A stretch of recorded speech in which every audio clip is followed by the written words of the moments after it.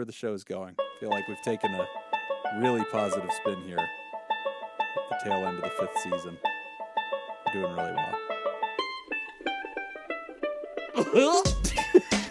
Damn it. From fabulous Las Vegas. That sound means we started. From fabulous Las Vegas, Nevada, this is Pod Therapy. Real people, real problems, and real therapists. So you can submit your questions anonymously at podtherapy.net or email us at podtherapyguys@gmail.com. Broadcasting from the churn, that guy's Dr. Jim Joby.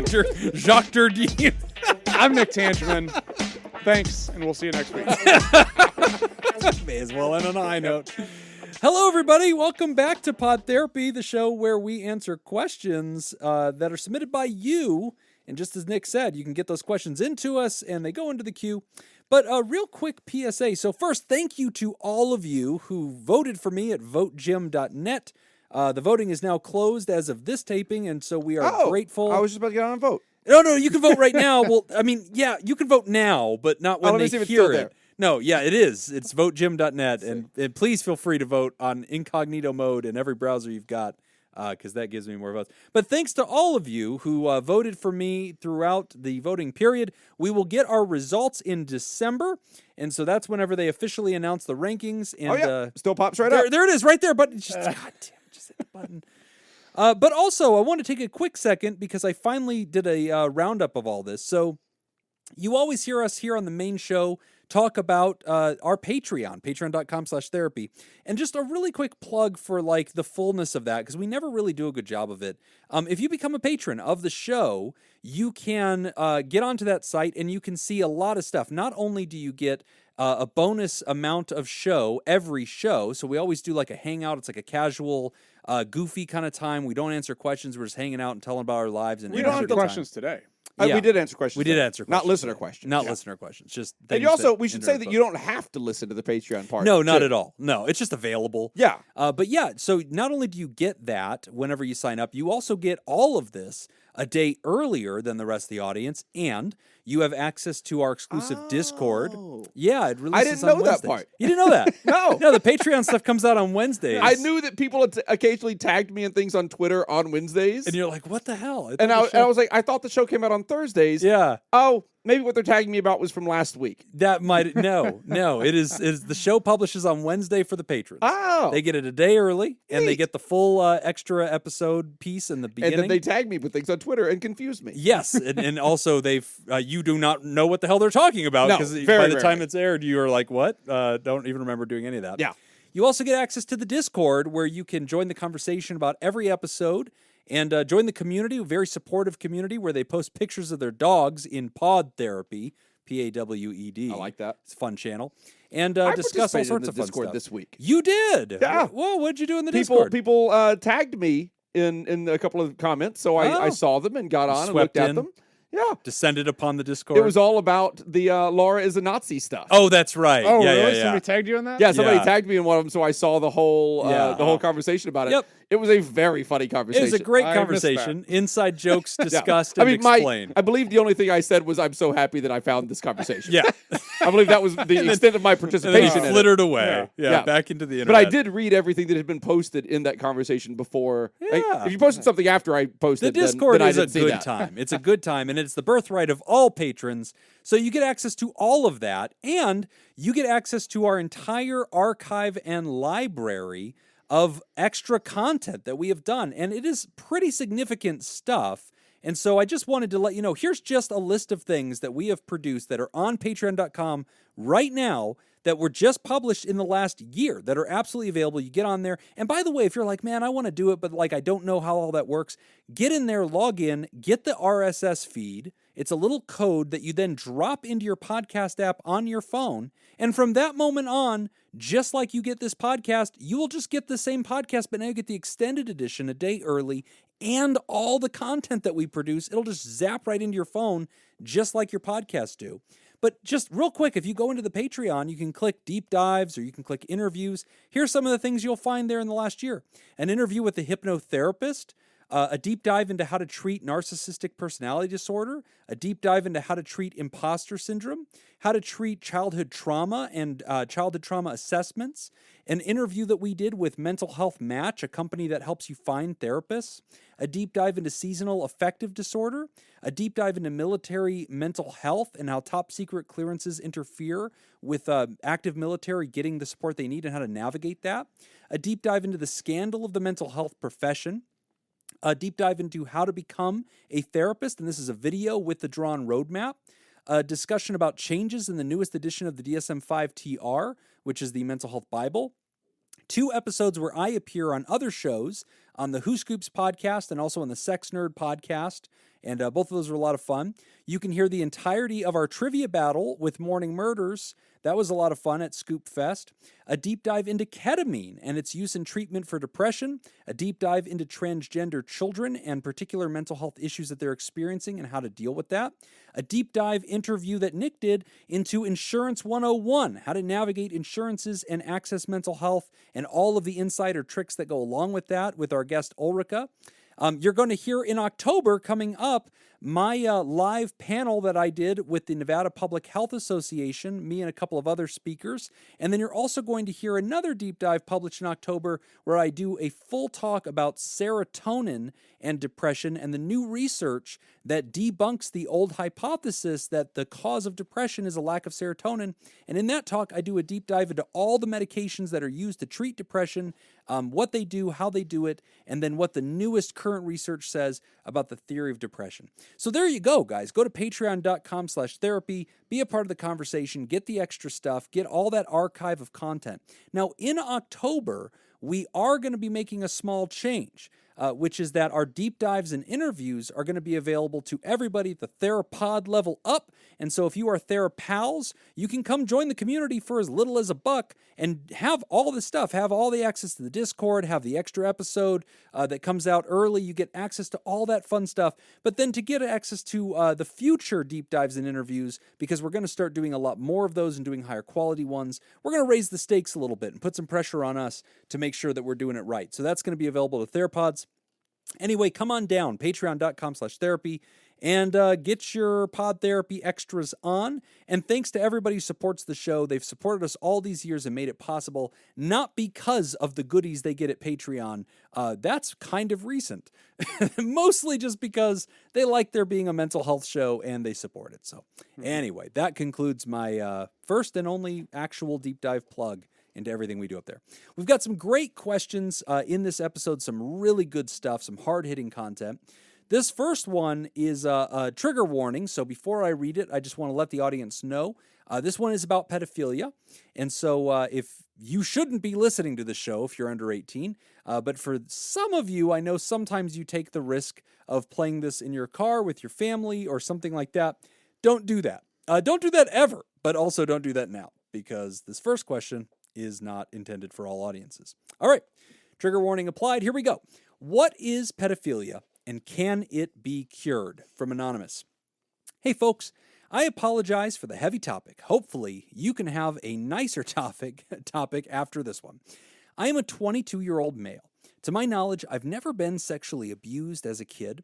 I'm not sure if I had a pedophilic, or I'm not sure if I have a pedophilic disorder. I've never abused anyone or viewed any child pornography. I have fantasized about younger girls, usually post-pubescent, and also experienced arousal around them. This has been going on for years, even as far back as first grade. I remember being sexually curious as far back as preschool. Not sure if that is relevant. I always thought I'd grow out of it, and still do to some extent. The nature of my fantasies has always been more curiosity-based than sexual, like just picturing people naked, never any action tied to it. I'm not saying that's any better, just that I'm confused about what it is. This has been an awful thing to live with, for multiple reasons. I obviously have a second order desire to not hurt anyone, and the thought that I might be one, a pedophile, is destroying me inside from these stigmas. I'm scared I might act on these thoughts, and I don't know how to make sure I don't without ruining the other aspects of my life, like getting chemically castrated. I'm still sexually attracted to adults, and I don't want to ruin my chances of having a normal sex life. Here is my biggest problem, though. I work with kids. It's something I really enjoy, and I love my work. I'm pretty good at it, too, but I'm worried that I only like it because maybe my subconscious wants to have the opportunity to do bad things. I don't think that's why I like working with kids, because I do enjoy the aspects of the job that have no connection to anything remotely sexual, like drawing or playing Uno. So, my questions so far are these. Number 1, what should I do? Number 2, do I need to or should I quit my work, which I find fulfilling and fun? Number 3, could this just be a thing that I'm morbidly curious about and not a desire to actually do something sexual with somebody underage? Would that be called something different? Number 4, how might ADHD, autism, anxiety, or low self-esteem play into this? And number 5, should I grow a thin, creepy mustache so people know to be careful around me? I do apologize for the length and weight of this topic, but I felt making it shorter would be a disservice to myself and the topic. It's not really something to be thrown around lightly, is it? Thanks, guys, and looking forward to the answer, Anonymous. What does second order desire? I define that term for me. struggled to understand how that sentence was phrased, and so I feel like it was just a turn of phrase. Also desirous to not cause harm? Is that kind of how you're interpreting that? Yeah. Okay. I think that's how I'm kind of interpreting it. Okay. It. Yeah. All right, well, good. We got an easy one to start off with. Yeah. Just knock this one out of the park. Let me ask a follow-up question that is tangential to this a little bit. Tangential? Tangential. Thank you. Another mental disorder. A lighter, easier to discuss mental disorder. Okay. Obsessive compulsive? I don't know. Okay. Give me a kind of anxiety. Easy... Anxiety, great. Classic. Would you say that it is possible to cure someone of their anxiety? So if you have a mental disorder, is that something that you would look to say, I can cure this person of this disorder? Because that's the word that he used, and cure makes me go like, huh? Okay, yeah, so that's actually a really good approach to answer this, because if we were to talk about this with any other mental disorder, would we use the word cure to describe it? Okay. I would say probably not. Okay. I think what we would probably... Because it's hard, because we have to identify and define what do we mean by cure. Because ultimately what we're trying to do with any disorder, whether it be depression, anxiety, substance use disorder, gambling, all we're doing is we're really looking at trying to decrease symptoms and improve functioning. Okay. So if we're talking about anxiety, is it possible that we can decrease the symptoms enough to where the person no longer meets criteria for the diagnosis? Okay. Yeah, probably. I think that's possible. I don't think it's all that likely. I think most likely what happens is people get to this point where it becomes manageable. Because to some degree, anxiety, we all have anxiety. Sure. Right? So the difference between somebody with anxiety, just as a human being, versus somebody with an anxiety disorder is that the disorder doesn't really have a cause.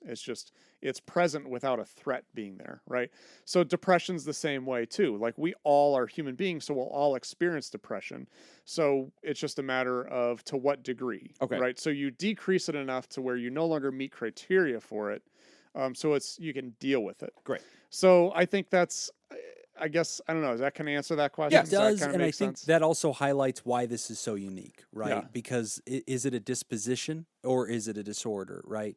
And it is a tricky thing to talk about. So when this question came in, we reached out to a colleague. So we have a colleague that works up in, oh God, now I don't know what state it is. It's either Washington or Oregon, but you guys know I don't know what those are. Do Washington and Oregon share a border? Oregon. Can we just do that? You could have just said the Pacific Northwest, and none of us would have known the difference. Yeah, let's do that. Yeah, but he doesn't know where that is. Yeah, up we'll fix there. it in post. Yeah, I don't know. We're not going to.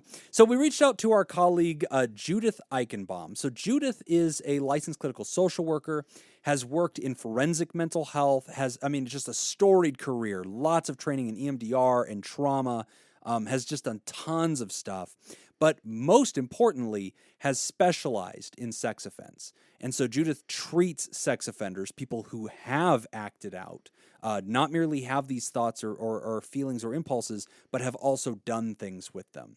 And so just a different class of person, right? So Judith had to do lots of training, lots of work, lots of research in understanding what the causes of this are, what the state of the field is, but also importantly has some really practical answers to this. So when we got this letter, we corresponded with Judith, and she gave us some great answers. She gave me a whole letter. And I apologize. She also sent me audio of her giving the answers and reading the letter, but my tech didn't work. So we're going to just pivot here to her email. So first, this question of where does this come from? And is this something that like goes away? And basically, Judith's answer, she points to a lot of research coming from James Cantor, Cantor. And she talks about that research basically discovering this is like a sexual disposition. It's adjacent to. She's really careful to say, look, you shouldn't call this a sexual orientation. It's inappropriate to think like, oh, there's straight and there's bi and there's homosexual and there's pedophile. Like, she says, don't do that. Like, but it is adjacent in the sense that it's not a selection. It's not something you choose to do. It seems to be something that is arriving in brain matter. And some of the research that she talks about seems to even indicate that sections of the brain that Cantor is identifying as seeming to be associated with pedophilia are prenatally developing. So not to get too into the science here, but at least some of the research she cites from James Cantor is pointing to, yeah, you should see this as a disposition. You should see this not as an orientation, but she says, let's call it like adjacent to that. Yeah. So that's an important thing off the blocks. So then she also, I'm going to read portions of her letter and summarize other portions. But she says this. All right, so you're born with it. So what does that mean for folks like the writer? The good news with that is that no one is to blame for that attraction. The bad news is that since it's wired into the brain, it can't exactly be changed or cured. It functions similarly to a sexual orientation, which we know from the failures of conversion therapy cannot be changed. We also very specifically say that it is similar to sexual orientation to point out the immutability of the attraction, but not to legitimize it in the ways that organizations that are out there, which I won't even read the acronym that goes with it, sometimes do. She said the other good news is that the majority of people who have pedophilia, and this is really important, everybody hear me on this. The other good news, according to Judith, is that the majority of people who have pedophilia, A, do not act on it, and B, are not solely attracted to children. But like the writer, they have a spectrum or range of ages that they are attracted to. So the writer is with the majority of people who A, have not done anything about this and won't, and B, have a range of people they're attracted to anyway. So they may also feel this attraction, but they can easily live out their entire lives in a fulfilling way, having romantic partners that are of legal age. So Judith continues, and I think this is really important. She said, one issue to clarify is that the writer says that they are attracted to usually post-pubescent children. To be very clear, pedophilia is not simply attraction to anyone under the age of 18. In other words, no matter what the media says, R. Kelly is not by definition a pedophile. He's a predator, but he hasn't shown any indication of what we clinically call pedophilia. Pedophilia is specifically an attraction to prepubescent children. So if they aren't experiencing that specific attraction, they do not have pedophilia. Attraction to early pubescent children is called hebephilia, and attraction to post-pubescent children, i.e. minors, who have full secondary sex characteristics, is called ephebephilia. There it is, ephebephilia. The latter is not considered a disorder, though it is illegal, and folks that pursue children in that age range can arguably be considered to be higher risk because it takes a lot more sophistication to groom a teenager than a prepubescent child. But I digress, and I'll avoid tangents and feminist rants about how we as a society send not always so mixed messages about the acceptability of sex with 16-year-olds. Okay. On to their questions. Here's Judith answering the writer's specific questions. Number one, what should you do? Judith says, Get a therapist to work on this with and reach out for support. You can also contact the ATSA, which is the Association for the Treatment and Prevention of Sexual Abuse. This is the organization Nick was trying to remember on a previous episode. Sounds about right.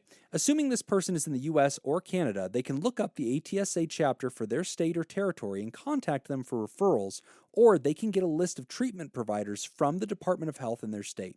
The license they want to look for is called an SOTP, Sex Offender Treatment Provider. Oh, man, this is a great letter. At least that's what it's called in Washington. Oh, Judith's from Washington, guys. It's probably the same or similar D.C. or else. state? The one that's in the north. I have multiple clients Nailed it. and that have contacted me because they got my name from a Department of Health list of providers and had either attraction to minors or had histories of offensive behaviors that they hadn't been arrested for yet, but they wanted to change before they did. Other helpful sites besides another one is there's another website called Stop It Now, and another one is isthisok.org.uk. This one is specifically for young people and is international, even though it's based in the UK.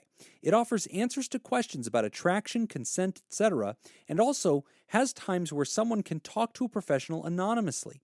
Another website is B4, the letter U, act.org. So b4uact.org. This one is specifically geared to educate the public about and provide resources for minor attracted persons, the alternate name for folks dealing with pedophilia. It has links to therapists and peer support. Do I need to or should I quit my work, which I find fulfilling and fun? Judith says, the hard truth is that if the kids you are working with are in the age range that you find attractive and you do not have another professional that is guiding you in this decision making, then yes, I would err on the side of caution and find new work. I say this not because I think that you are inherently geared toward offending, but because there is a risk there, and you are, as far as it seems, the only person that is aware of that risk. That's kind of what I was thinking too. Yeah. In the letter, you also recognize the presence of some possibly secondary gains. That was that phrase you caught, Jacob. Possibly secondary gains, i.e., that it's possible that what's enjoyable is the proximity to children. What you don't say is whether there are other areas you could easily find work that would also be satisfying. So that's my big question to you. That said, get connected with a therapist and have them assess the risk on this. Number 3, could this just be a thing that I'm morbidly curious about and not a desire to have sex with a kid? Would that be called something different? Judith says, if you experience arousal to the thoughts about them, then it probably isn't something else, and I don't know of any different wording that would be applied. But again, whatever professional you connect with that gets really deep into your history may have another take on this. Number 4 was, how might ADHD, autism, anxiety, or low self-esteem play into this? And Judith answers, that's an excellent question, and there are a variety of ways that you can play into, or that it can play into it, ranging from giving context to increasing risk, and from not really all that much to very strongly. It's way too complex to answer that question in a generalized manner, so I'll defer you to that professional that I want you to connect with to help you understand how they play into it for you. So yes, please make them aware that all of that is an area to explore whenever you first reach out in that first session. Great answer on that one. And then lastly, Judith's answer to should I grow a thin, creepy mustache was a serious answer saying, hey, yeah, be careful about facial hair. And my answer, writer, is absolutely not. Thin, creepy mustaches are awesome. But yeah, she wrote, my concern is that people will think it's an ironic, creepy mustache and mistake you for a hipster and force you to listen to them talk about craft beer. And you don't deserve that. If you want your facial hair to deter people from engaging with you, the only reliable way to go is the Hitler stash, which arguably comes with a lot more problems than it solves. Wonderful. Ladies and recruited gentlemen, into silent movie clubs. Yes, that was Charlie Chaplin fan club. If you're lucky. Thank you to special guest writer on this one, Judith Eichenbaum. Wonderful to have that expertise, and we really appreciate you. And hey, the way that we have always talked about pedophilia on this show is to take it seriously, to be helpful, not to stigmatize it, because at the end of the day, Letters like this help the public understand this person does not want to do anything bad. They've never done anything bad. They just want to be healthy and well and live well, and they're looking for real advice. Yeah, and I really appreciate that, because our goal here has to be to keep people safe. That's it. And I think by you writing in, because I know it took a lot to actually write this, and this must have been very scary for you to actually write out and send it to somebody, a complete stranger that you don't know. So the fact that you did that and you're honest about it, saying, yeah, nothing's happened with this. I don't want to hurt anybody, but here's what I'm dealing with. Right. I applaud that. You're doing the right thing. That's 100% of what we want you to do.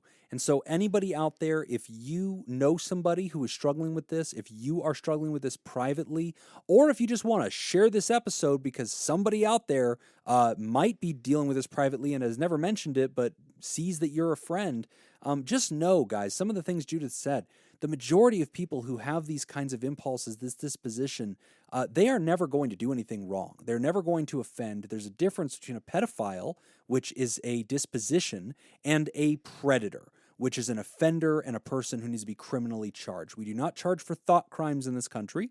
And so if you are a person who has these impulses, who has this disposition, that range offers you a lot of support, because obviously you can live well within the law. But it's okay to get help for this. It's okay to get treatment for this. They're not necessarily going to try to delete it from your brain.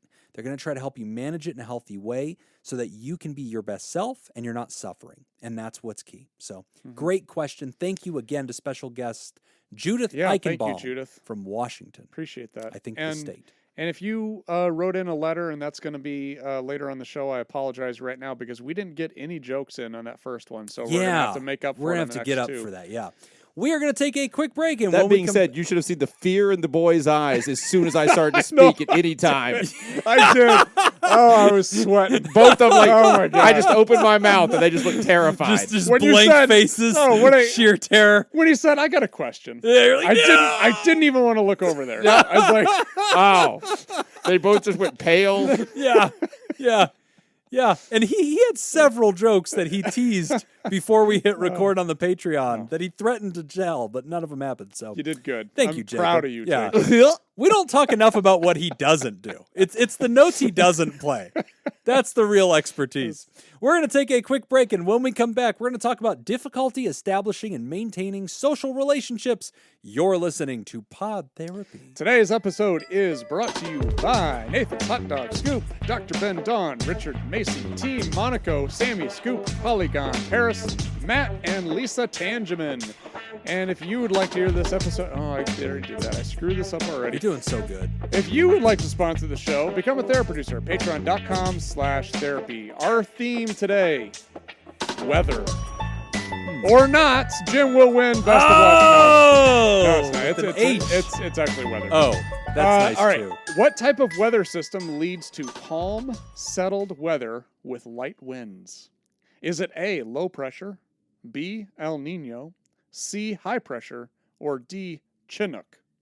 If you'd like to hear That's this a episode, or if helicopter. you, I don't know, it might be weather too. Become Might a be therapy weather producer. too, Go to patreon.com/therapy. I can't say that Jim's wrong about that don't being know. a helicopter. Yeah. I No, believe a Chinook it helicopter is a is. helicopter. Yeah, that's It a good is. point. I think high pressure.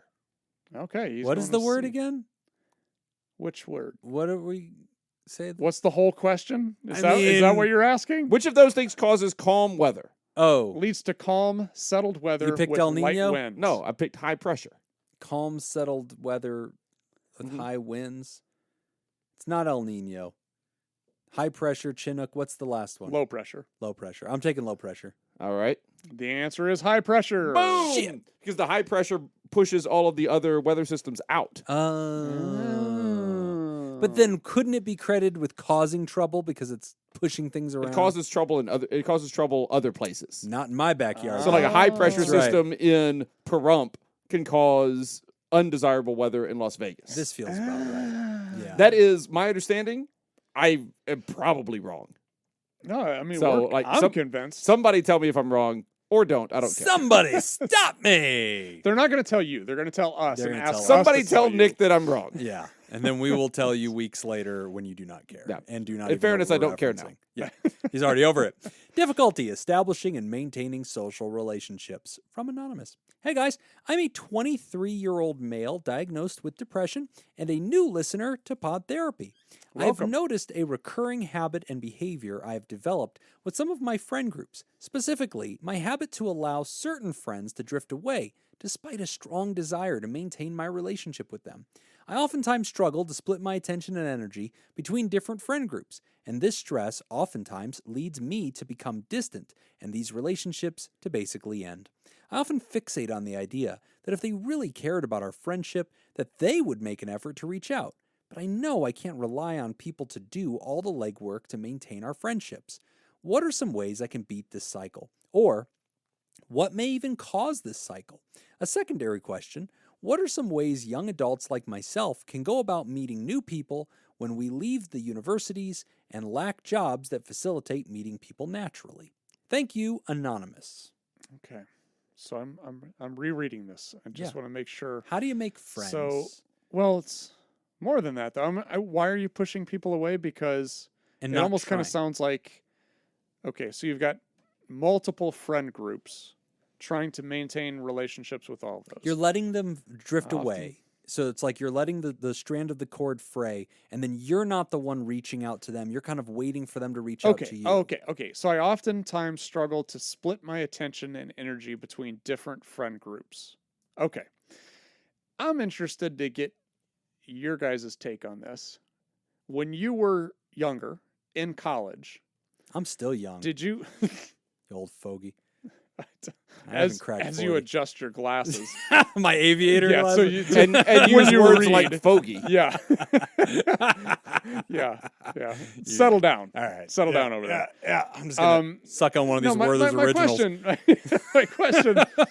My question though is like, when you were younger, that age, like, I think a lot of people have multiple friend groups, and then as you get older, they just naturally kind of filter out. I have one. And like you've got Everybody as my friend is here right now. This is the only group.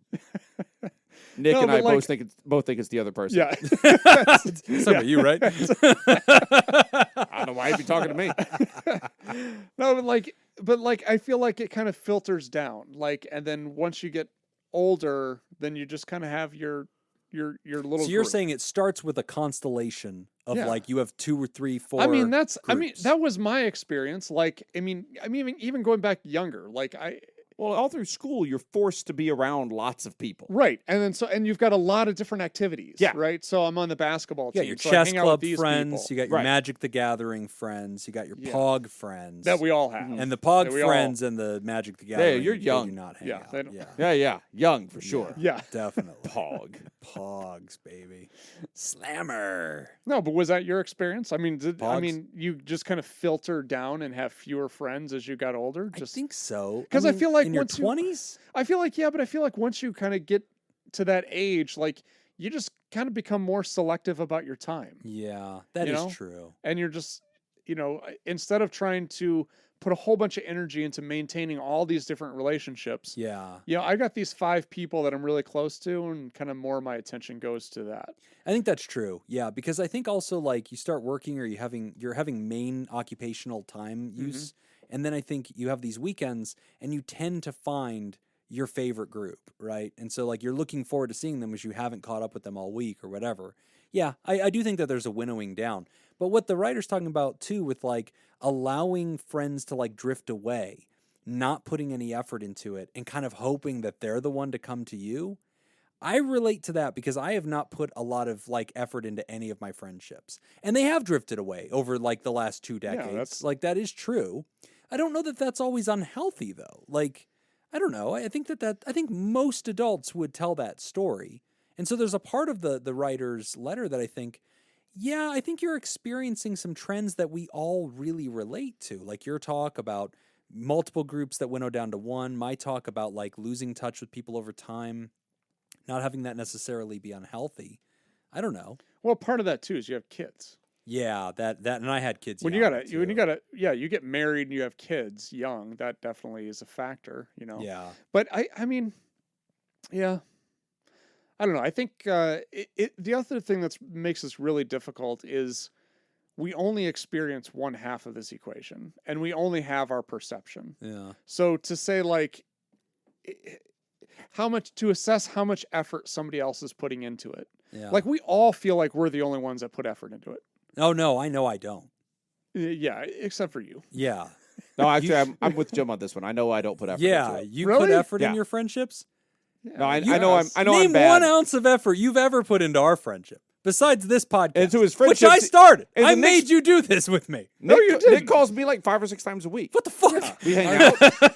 We go eat lunches. You guys are hanging out without me? Yeah. You guys are having lunch without me? I have plenty of examples, just not with you. Oh, all right. So wait a minute.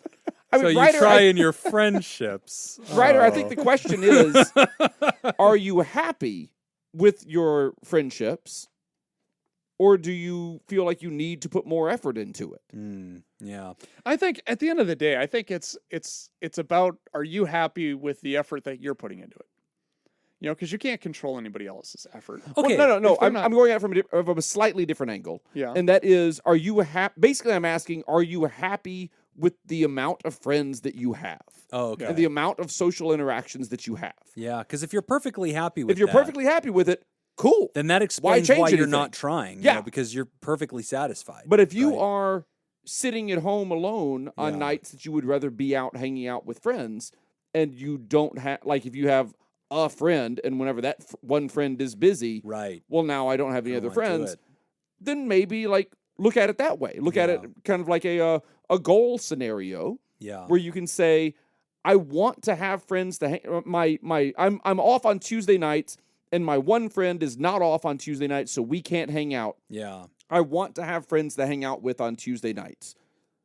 So maybe you put a little more effort into Right. into cultivating some other friendships. Which really speaks, I think, to the unique strategy of how to build friendships. Because a big part of it is proximity. Mhm. And I've seen study after study after study on that. Like, you will not have friendships if you are not occupying either physical or virtual space with them in a regular way. You have to make yourself available. People are not going to come walk across the world and knock on your door and keep inviting you to things. You have to just make yourself show up to them and just loiter, you know? And if you do that enough, I think that is how you build friendships. That's why we're friends. Just kept bumping into each other at different places and like, you want to go get lunch? Like, that was literally the entire genesis of our friendship was, well, we're both here and it's lunchtime. Are you hungry? I'm here, you're here, we're hungry. Neither of us is wearing Let's pants. Maybe we should start a podcast. Yeah. And Pretty that, much. ladies and gentlemen, is how it all started. Where do you meet friends? If you're in your 20s, where do you meet friends? I'm going to plug meetup.com. Sponsor the show, meetup.com. I've plugged this damn website a lot over the years. You have, because it was I even the have. first thing that I thought of. Yeah. Yeah. See, it's working. I've never even looked at this website. Pay I me. still thought about it. Pay me, meetup.com. But yeah, that's a good place. You type in your zip code and it'll show you social groups in the area. If you're out of college, it's gotta definitely looking up social groups at the college. It's got to start with a common interest. I mean, otherwise you don't hang out with people you don't have anything in common with. Right. So I Except your mean, family. like, yeah, I'm talking friends though. Okay, sorry. So I mean, whatever the things are that you're into, you just Like if you just love frisbee golf. Man, I then- do, though. Yeah, you're gonna It's meet. called disc golf also. Ultimate frisbee is a different thing. That's like football, but with a frisbee. The disc golf is different. That's like golf, but with a disc.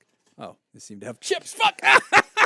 Oh, that was a It direct got hit. me right in the chest. Yeah, I've It's been heard a while that. since I've eaten one of these. I think the Thanks. microphone caught that Yeah, one. Ah. right. He's even Uh, left-handed. in the bread basket. But okay, so what about this though? Because I've heard this before too. With people, will say that like they have struggled maintaining friends. Yeah. Because like they put in all the effort and then people aren't calling them back, Right. or they don't Oh, get back yeah, to that's a them and thing. things like that. Yeah. I mean, that just I always feel like I'm terrible at that. I Yeah, really I'm that do. guy. Yeah, I've ruined that many doesn't- friendships that because doesn't I'm call not. back. I'm bad at calling people Me back. too. Yep. Yeah. I don't text people back. I don't call them back, and then I feel terrible about it because I finally notice it and I go, "Damn it! I was going to say something witty." Or like, Yeah. because I've got a lot of stuff going on. I'm busy. Yeah. And so I always feel bad because like somebody will text me, hey, do you want to do this? Oh, I can't. And then they'll text me, a week later, hey, do you want to do this? Oh shit, I can't. But you are a Yeah. very Hey, social do you want to do guy. this? No, I can't. And then they never text me about Yeah. anything else to do again because I've said no multiple times. You Yeah. must somehow have come up with a way to compensate for that because you are a very social guy. You have lots of friends. I'm a You're very always spontaneous person. out. Okay, you don't like to plan it. Well, no, I love to plan it, but like if you say like let's plan it, I'm looking at it going like, well, Oh, I've I got don't this know and this too. and this that Right. day. Like I can't really put anything else on there.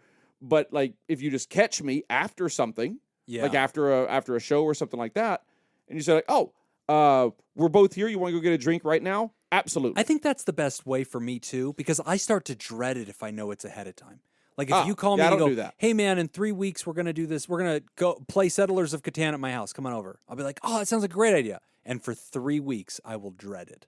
Because I'll be like, oh, I don't know if I'm very good at Settlers. I need to go look up the rules. And like, I'll look it all up and like, I'll be like, which chair should I sit at the table? Where's Jacob going to sit? Which table are we going to sit at?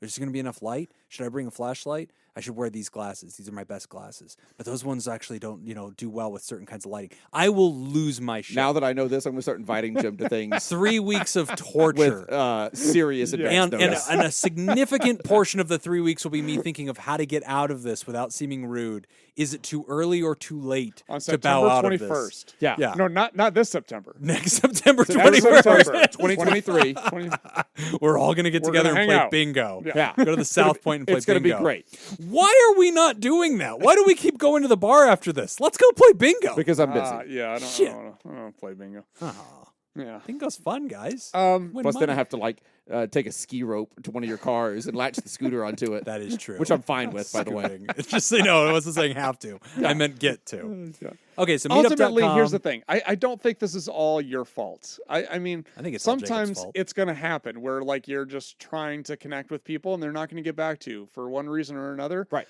Number one, don't internalize it. Yeah. Don't look at this as being there's something wrong with you. That's probably not the case. I think Yeah. as we get older, people just get busy and they got more Yeah. things going on, and it's it sucks. Including you. yeah. And that's why you might Like let a it buddy go. invited me to a thing tonight But, that I was like, oh, it was just go see a movie at the drive-in movie theater. Yeah, I texted you that. 'Cause So it was, we're not going? No, a buddy did. Oh. God damn it. Yeah, you just walk You're into a- I'm getting so you're- burned tonight. you're not buddy getting level. so No, burned. You're definitely a pal. Oh, yeah. You're not a buddy. Well, You're a in pal. Young Guns, pal's a big deal. Emilio Estevez will kill somebody for his pals. Yes, but you're very young. You're referencing Young Guns. You're very, very young, Jim. And I named all the songs in the bit where we did the Nick at Night old classic TV Oh, yeah. sitcoms, and I was like, bam! I knew the lyrics. Yeah, you're full of youthful exuberance. I am.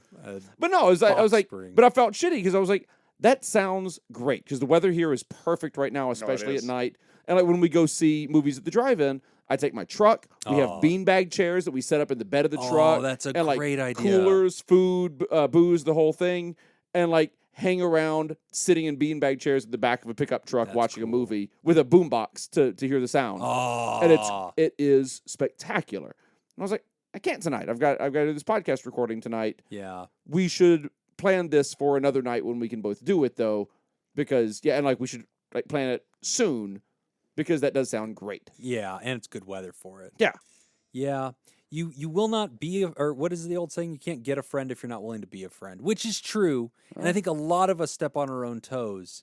But like a lot of us are also perfectly happy to not have a lot of friends, and that doesn't mean we're lonely. It just means that's our jam. Like that's the right amount for us, Yeah. and we're good. So yeah, Ryder, I think if you are, I think you just have to do some self reflection here. Yeah. If you're unhappy, then yeah, you do have If to you're get unhappy, active. then yeah, let's change some things. Yeah. If you're happy, okay. Nothing wrong with you.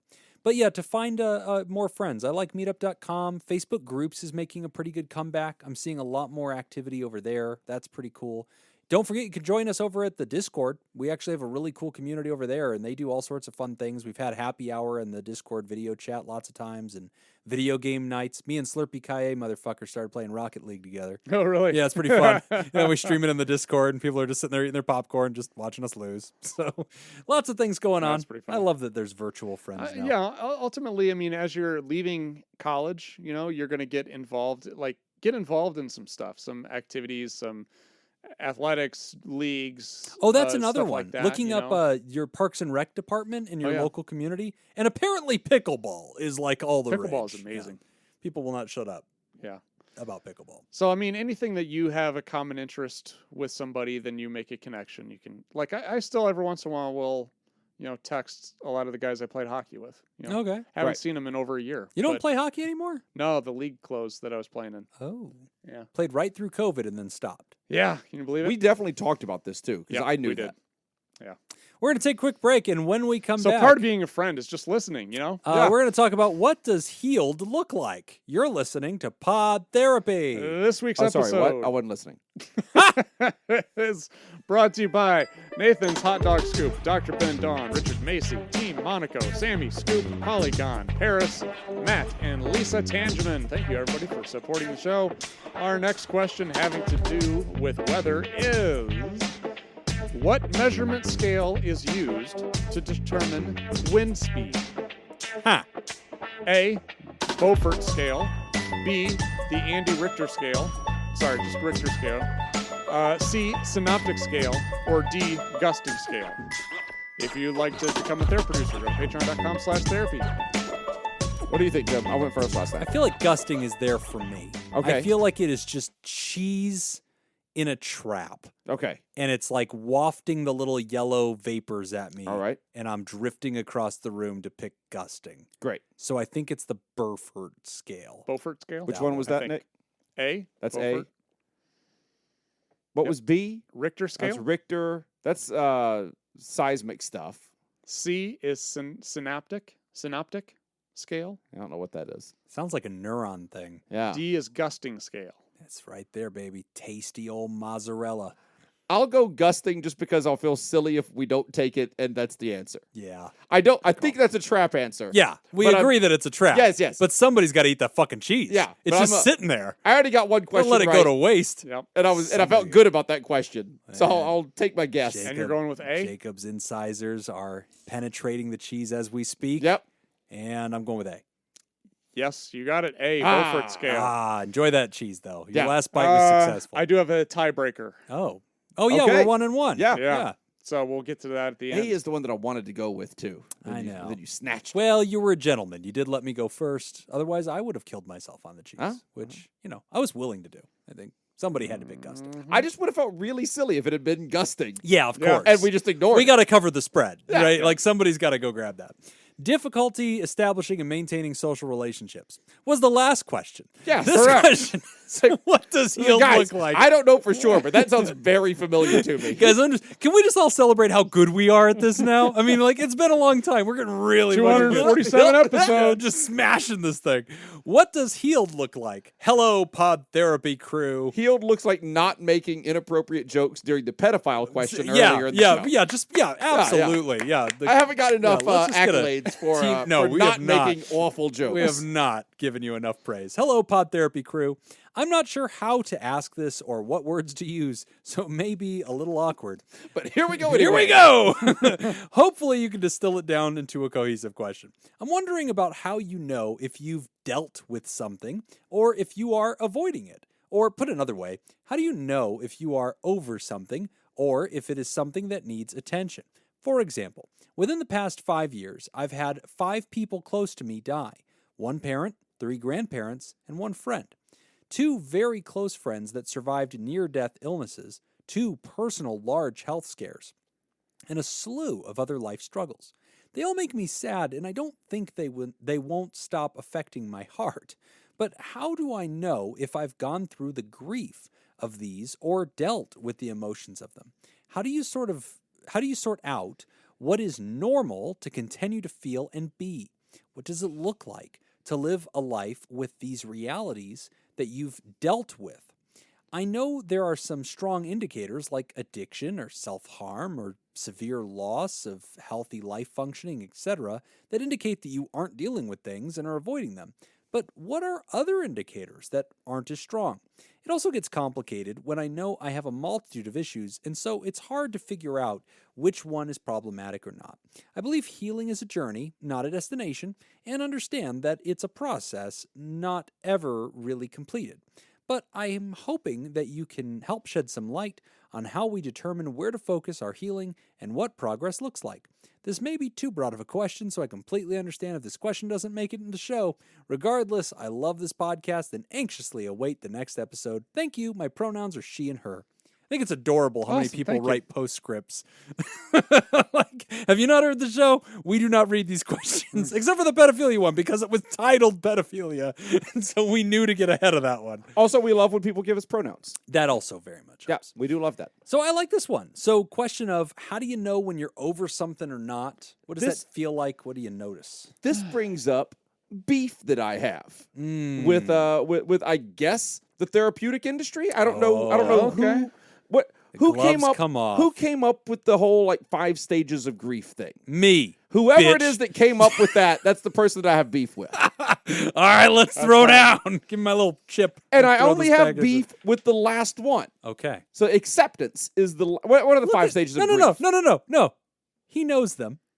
Don't let him pretend that he doesn't. I know like there's like denial and bargaining. Doc, happy, sleepy. You're not going to help me by giving me 7 dwarf names. So I know there's like denial, bargaining, acceptance, anger. No. Sadness? Yes! Oh, Depression. okay. That was it. Oh, That's all great. 5. Great. You got him. Ding, ding, ding, ding, ding. So the acceptance part is the part that I have that I take umbrage with. Okay, why? And it is because like the writer says, she says that how do I know kind of when I am over these things, and what I'm taking that to mean is basically like, how do I know when I've gone through those 5 stages? Sure. That she didn't say that, but I'm putting words into her mouth here. Fair. Acceptance is not something that happens and then you stop. You don't stop accepting something. You either accept something or you don't. And while you are in the middle of acceptance, that's in perpetuity, or it's not, or you stop accepting something, or what have you, and so you don't get through the 5 stages of grief, Right. because the last stage of grief, by the definition of the word, it has to be an active process. Yeah, I see his beef. Yeah. But I see the beef, but I don't think it's that big of a beef. Where's the beef? Here's Because- why I have Where's beef with the it, is beef? because then you have people that ask this type of question. No, and I think part of it, I think part of this is, yes, By the way, Jim probably- is very young. He's Where's referencing the an beef? ad from, I from believe, the 1982. 1980s. Where's Yeah. the beef? No, but I think part of the issue is just, I think when it's, because here's the thing, like a lot of this stuff, when the book is written, when the concept or the theory is presented, it's presented a certain way, and there's a whole lot of information that goes out about it. But then what trickles down to everybody, and what everybody gets, is really just the Reader's Digest version. The of bullet it. points. Yeah, exactly. And a lot of times the bullet points don't fully describe everything encompassing it. Because I've never looked at the acceptance as being like you do it and then you're done. Right. Like I'm done with the 5 stages. I did A, B, C, D, E, done. Which I believe is the correct way to look at it. Right. I think If you're going to say I'm a proponent of, you're going to go through these 5 stages of grief. Yeah. Then I think that last stage just continues. Yes, and I think it's designed that way. I think it's supposed to be that way. Because I think it's very similar to what I would compare to Prochaska and DiClementi's 5 stages of change. Okay. So the 5 stages Prochaska of and change. DiClementi, yes. Exactly. Obviously. Yes. So you've got You know them better for their pasta. pre-contemplation, contemplation, preparation, action, and maintenance. Great. And then they threw in relapse later. But those are the 5 main ones, right? You're always in one of them. And you bounce around. Yeah. And that's kind of the way I look at the stage, or the grief. Yeah, is stage that you're grief. always in them. You're just bouncing around. Right. And you don't necessarily experience them in order. So I would actually agree with you. All right. I In that case, my beef is with the publicist Yeah. yes. who puts that whoever does the publicist It's work the word for accept. big therapy. You have the grammatical PR grief. people. It's the PR people. The Yeah. marketing, yeah. Yeah. No, I agree. I've got beef with big therapy and their PR firms. Oh, yeah. Yeah. Big therapy is really a pain in the ass. Yeah. Oh, yeah. That's the axe we want to grind. So, to the writer, actually, Jacob's dead on. I mean, I'll be honest with you. Like, this question of, like, how do you know when you're fine. past something?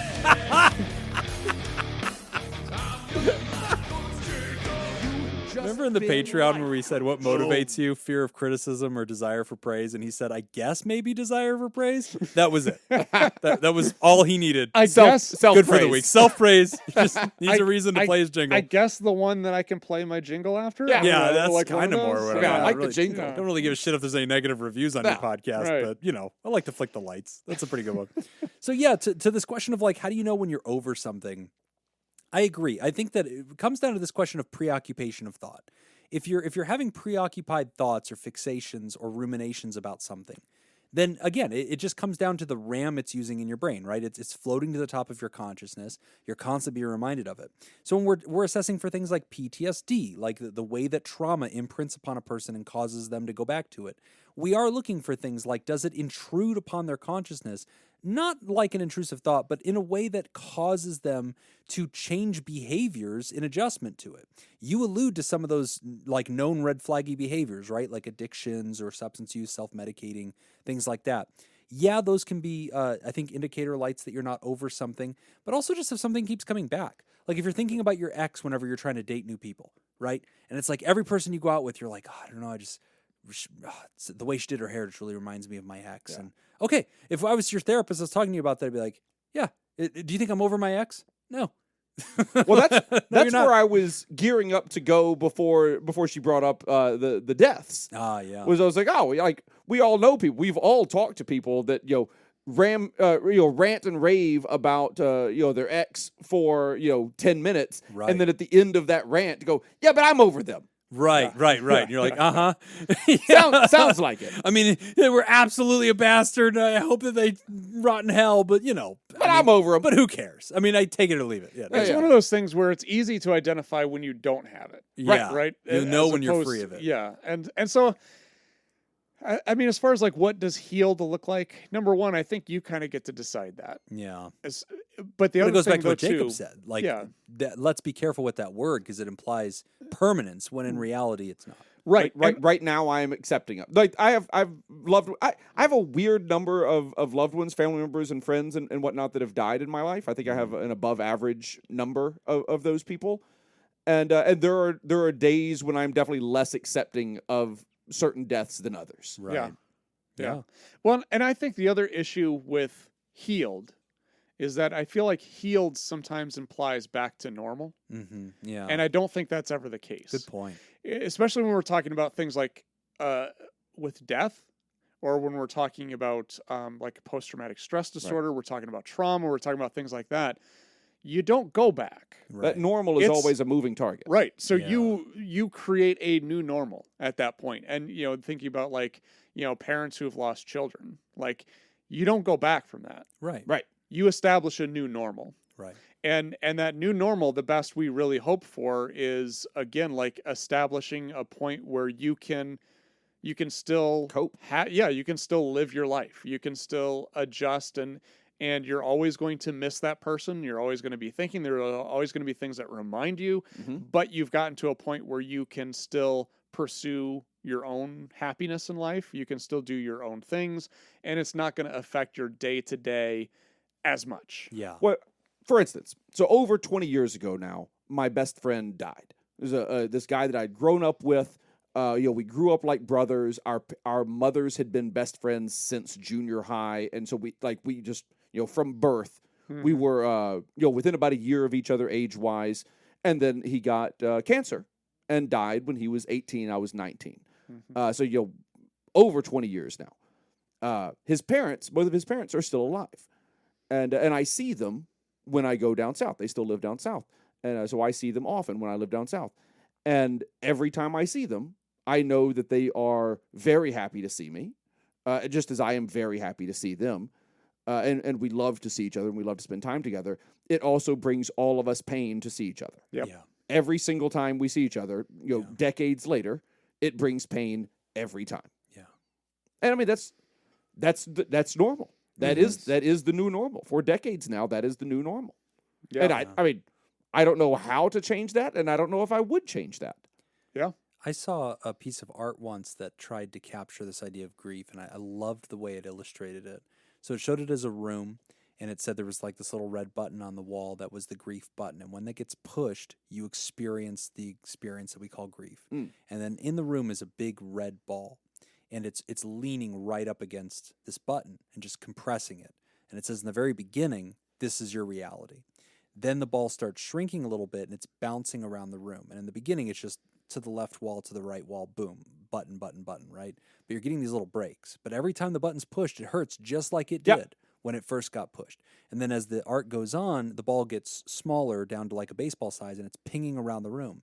And you realize it's not hitting that button anymore. It's just hitting all the other walls. But then every once in a while, it hits it. And when it hits it, it feels like it did in the very, very beginning. And in some ways, that is relatable. I can't it's say relatable. I can't say that is worse. Yeah. But it is different. It is a different sensation to then have grief sneak up on you. Oh yeah, that's right. Yo, It's one thing when you see it coming, you go brace Yeah. for impact, and then another thing whenever you're just walking and like you talk about your friend.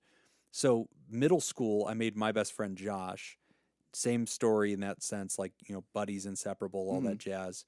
And then when I worked with you at that rehab, well, years before that, in his 20s, Josh was diagnosed with pancreatic cancer, and I was with him in the hospital when we got that diagnosis, and that's a death sentence. There's no way around it. And so 5 years later, he passed, and I can honestly say, all these years, not a week goes by that I do not think of him. Oh yeah. And you relate to that. I think about my friend every day. That's Still. right. I bet I've thought about him every day for decades now. I relate. For me, it's every week, and I'll always notice it and think, wow, not a week has gone by. I'll have a dream where he's in my dream or something's happening. I'm seeing him again or something's happening that has to do with his death. And so you'd ask me like, well, are you over it? And I would say, I'm well adjusted. Right. I'm well adjusted. I function well. I am fine. Yes. And there are times whenever I sit down and I miss my friend. Yes. And I feel sad. And that's appropriate. Oh, like there are times that I will be watching a movie or something like that. Band of Brothers is mine. Something will always just think of him. hit.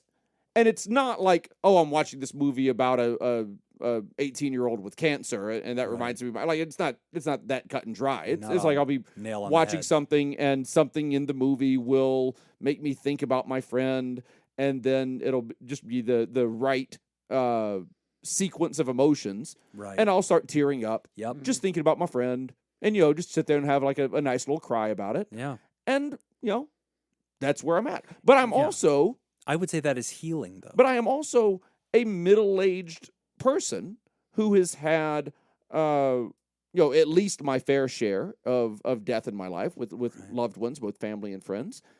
And so, I mean, those things are there. And the older you get, the more things like that are going to pile into your life. Right. And I mean, that's not a wonderful fact, but it is a fact. And I mean, and in some ways, it is a wonderful fact. It's a beautiful fact in some ways, because that means that you got to experience that person in the first place. Yes. And it was a strong enough bond that it imprinted on you. Yeah. To have that in the first place. And now that it's gone, it's painful that it's gone. And it goes back to your word, where, hey, acceptance or healed or the finality of that. And the writer, I think, gave us that out and said, look, I do understand it's a process, and I do understand. And I think what we're agreeing with is it is a process. It's also a lifelong reality. But just because you remember something, just because Jacob and I can still cry over the loss of our friends, it would not be appropriate to say that we have not healed from it, or that we are not, I don't like the phrase over it, but I know the sentiment that you're trying to get to there. No, yes, we have crossed that chasm. Yes, we are on the other side of whatever was available that looks like healing or progress. You might call it acceptance, like we certainly accept that our friends have passed. And yet we are still affected by them because their lives affected us, because we are affected by the human stories. And so, writer, you talk about death and loss in your story as well, and being shaken up by real life events. All of the experiences of our lives imprint upon us, and they stay with us. And that may be the ball that hits the button every once in a while and causes you grief. That doesn't mean you're broken or not over it or ill. That means you're human. And let me try to equate it to something simpler, and that is if you were injured. I have a cut under my right pec, right on my ribs. I was a kid climbing a waterfall. I was climbing the rocks under a waterfall, and I fell and got gouged by a sharp rock. Ow. I mean, it hurt. It wasn't like life threatening or anything like that. Like, I don't think we even left the waterfall, but like we patched it up and fine. But I still have a scar from it. This is more than 30 years ago.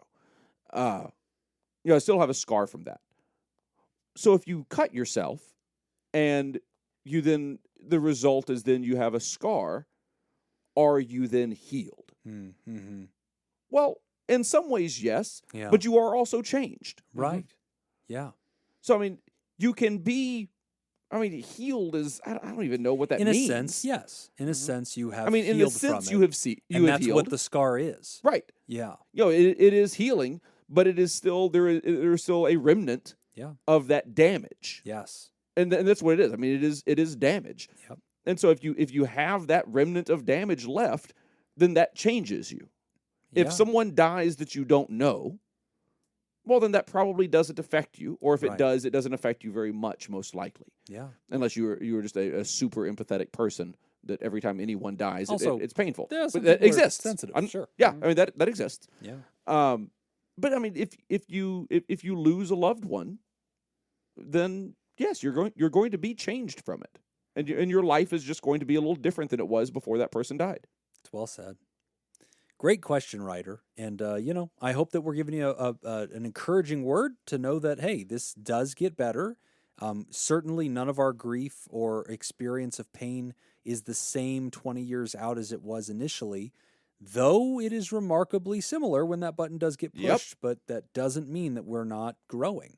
Post-traumatic growth is also a thing. So, I'm one of the angriest moments of my life was a few days after my friend died, and we had always attended the same church together when we were children, and so they had a funeral at the church that they had continued attending, and I had long since stopped.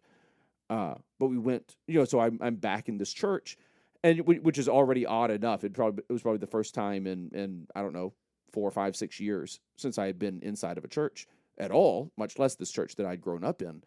And this older woman that I had known my entire life, and my friend and I had both known her our entire lives. She came up to me and said, "I don't know how you're going to do this. You two were always inseparable. I don't know how you're going to continue with your life."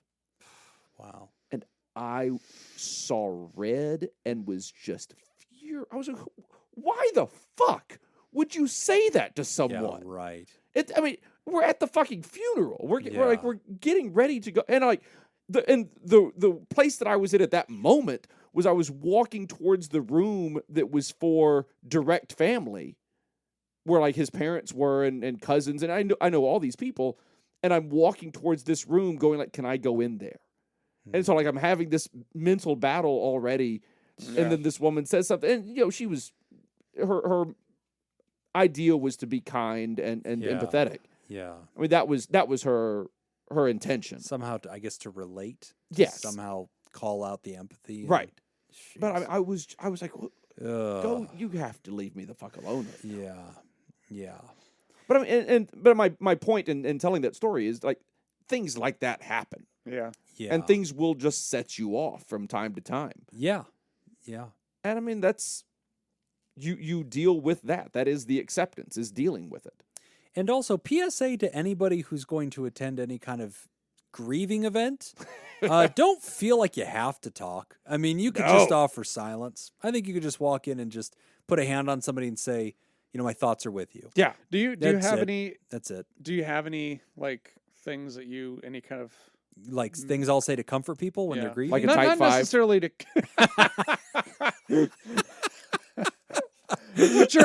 What's your go-to joke at a funeral? Yeah. What's the deal with not being able to put toothpaste back in a tube? No, I did. This guy gets it. Oh, I did. Airplane food, am I right? ladies. One thing that somebody once told me, I can't remember. I think it was actually, I do remember. It was a therapist who specialized in grief, like trauma and everything. And yeah, she basically said kind of the same thing. She's like, you don't have to say anything. Yeah. It's perfectly fine to just say, I'm really sorry for your loss.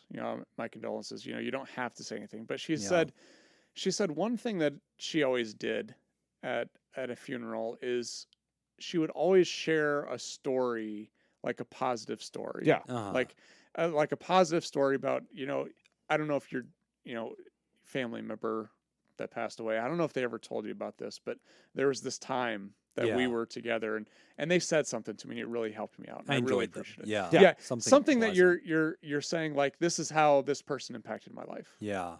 And it's not, you don't have to really go beyond that. Funeral etiquette. We need to talk more about this because there's always that person at the funeral has to make it about themselves. Oh yeah. It's like, I mean, I was just so close to Bob. Like, were you? Like, I don't know. You guys don't even. I'm inconsolable. I know you're in pain. Yeah, I'm yeah. really. I know you miss your father, but let me tell you about the time he found exactly the light bulb I needed at Home Depot and what that meant in my life. I can't live. All right, let me tell you a story about this. Oh, So Christ. several years ago, a good friend of mine committed suicide. Died of suicide, whatever the current nice vernacular is of that. But he was dead. And his family, because part of what I do for a living is talk on things like these, his family asked if I would officiate the funeral, which I was not comfortable doing. Right. But when I'm asked to do something by my dead friend's mother, You step up. it's hard to say no. Yeah. So I did. I had a joke. I had a joke that I had in there at his expense. Oh, you wish you would appreciate if he's your friend. Absolutely. Yeah. And the whole play, it was a nice chuckle for get everyone. And not my friend was among other things an interior decorator. And so I said something about how he had said to everyone in the room at one point or another, if he had been in their house, something that he would change in their house. That was the idea. It was relatable. Yeah. Exactly. Everybody goes, oh yeah. And everyone got it, and everyone, you chuckle and you grin and you smile through the tears, Totally and then you appropriate. move on. Yeah. Well, one of the things that his mother had asked to be part of the service was just to give a moment for anyone who wanted to stand up in the service, to stand up and share a memory, to do that. Mm-hmm. Which, very nice thing. Yeah. If you have, as our friend did, 100-ish people, maybe a little under 100 people at his service, when almost everyone wants to get up and do that. That turns out that takes a little while, but that was fine. Well, one of the people who got up was the daughter of a friend. Okay. So one of his friends, a woman that I had met very briefly, she at a young age had a daughter of her own, and she and my friend were the same age. The daughter was much younger. While the daughter was in, I think, junior high or high school at this point. And she felt like she needed to be one of the people to stand up and say something. And so she said, can I do that? We said, of course, go right ahead.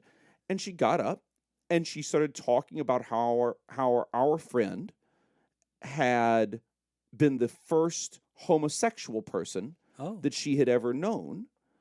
And then started talking about how he made her realize, not through anything that he had done, but just by being, that there was such a thing as homosexuality, and that had opened her life up, and she had realized that she was homosexual. Oh, wow. That is a fine testimonial, if you will, if you stand up and do that. Yeah. Time to pass the mic. The next 5 to 7 minutes were her just talking about like high school experiences that she had. Yeah. Yeah, that's where you get the crook, And right? And you reach out. It got to the point that I had to go be the hook. Yeah. no. I was like, that's all we're gonna do. That's the for MC's that. job. And, but boy, do I! She don't know what she's doing here. Yeah. Yeah, And let me reel you And in, then the kid was upset with me a little bit for cutting her off. And the mom wasn't thrilled with me for cutting her off, but at the same time, she knew. Somebody's going to have to wrap this up. Yeah. Yep. That's the danger of open mic. Yeah. That So is if you were always a asked danger. to speak at a funeral, Yeah. I'd say keep it under a minute. Oh, no. Keep it under a minute. Minutes stretched. Quick Yeah. story. If you have a really good story, quick story. If it's not a really good story, don't worry about the story. Right? Yeah. Just say like, this person really made me feel like it was okay to be myself. Yeah. And helped me accept who I am. Yep. I miss him. Done. Bye. Yeah. Done. Yeah. Yeah. But now she's turned into a speech, And she's like telling us about high school drama club. And all that. And I'm like, boy. This has nothing to do with this person. and boy, do we not care. Yeah, now you're just pivoting. Oh, man.